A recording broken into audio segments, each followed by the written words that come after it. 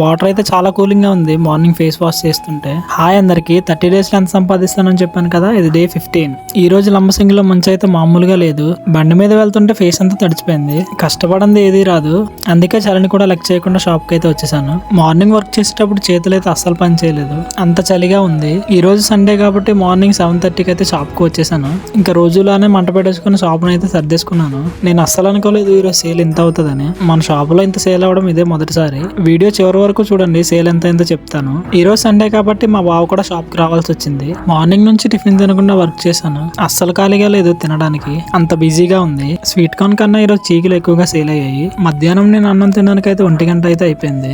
Sunday ఒక్కరోజు మాత్రం మాకు ఖాళీగా ఉండదు. ఈ రోజు క్రౌడ్ అయితే ఎక్కడా తగ్గలేదు అసలు. మన ఫాలోవర్స్ కూడా నన్ను చాలా బాగా సపోర్ట్ చేస్తున్నారు. ఇంకా మధ్యాహ్నం 3 ఆ టైంకి కొద్దిగా రెస్ట్ అయితే దొరికింది. ఈ రోజు చీకులకి అయితే 5 కోళ్ల వరకు అయ్యింది. టోటల్ కౌంటర్ సేల్ అయితే 7,020 రూపీస్ అయితే అయ్యింది. స్వీట్ కార్న్ కి 3,400, చీకులకి 3,020, హల్వాకి 600. మన యూట్యూబ్ లో ఫస్ట్ లాంగ్ వీడియో దేని గురించి ఏమంటారో కింద కామెంట్ అయితే చేయండి, మర్చిపోవద్దు. నెక్స్ట్ వీడియోతో మళ్ళీ కలుద్దాం, బాయ్.